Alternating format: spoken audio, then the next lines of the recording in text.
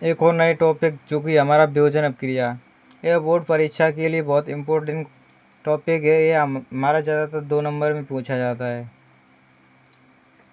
चलिए तो इस शुरू करते हैं। वियोजन के सबसे ही समझ में आ रहा, वियोजन का मतलब सीधे सीधे होता है किसी भी चीज़ को तोड़ना या अलग अलग करना। अपघटन का मतलब भी तोड़ना या अलग अलग करना होता है। वियोजन और अपघटन ये एक ही चीज़ होती है। चलिए तो फिर इसकी परिभाषा को समझते हैं। परिभाषा पहले की तरह है, इसमें थोड़ा सा चेंज हुआ है। वह रासायनिक अपक्रिया जिसमें एक पदार्थ टूटकर दो या दो से अधिक उत्पादों का निर्माण करता है, उस अपक्रिया को वियोजन अपक्रिया कहते हैं। उसमें क्या था, दो पदार्थ मिलकर एक पदार्थ को मिलाते।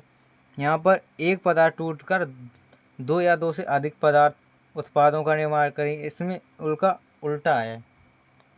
तो चाहिए फिर इसके उदाहरण देख लेते हैं। उदाहरण देखने पर इसे डिटेल में समझ लेते हैं। इसमें कहा वह रासायनिक अपक्रिया, मान लो कोई अपक्रिया है जिसमें एक पदार्थ है। मान लो कोई पदार्थ है, उसको तुमने किसी तरह छेनी हथौड़े से किसी तरह तोड़ दिया। मान लो वो टूटेगा। सबसे पहले वो 2 भागों में टूटेगा। जब उसे और तोड़ोगे फिर 2 से अधिक भागों में टूटेगा। जो उत्पाद होंगे, उत्पाद तो बनेंगे। मतलब एक पदार्थ को अनेक पदार्थों में बदलने की क्रिया को वियोजन अपक्रिया कहते हैं। कुछ इस टाइप से समझ लो। चलिए तो अब इसके उदाहरण देखते हैं।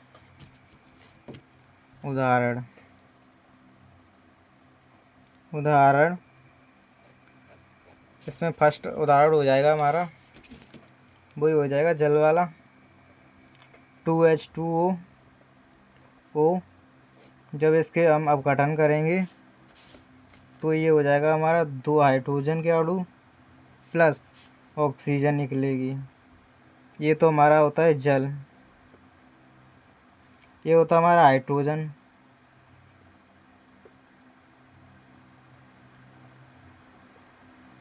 हाइड्रोजन और ये होती है हमारी ऑक्सीजन, जिसे प्राणवायु भी कहा जाता है। ऑक्सीजन ये एक इसका उदाहरण हो गया। दूसरा उदाहरण वही हम चुना हुआ ले लेते हैं। दूसरे में हो जाएगा ये हमारा बिना बुझा हुआ चूना CaO2 एरो। जब इसको तोड़ेंगे तो ये बनेगा हमारा CaO प्लस H2O। ये होता है हमारा बुझा हुआ चूना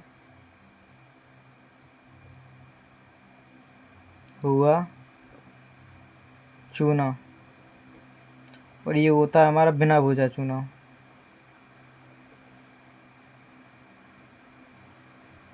भुजा चूना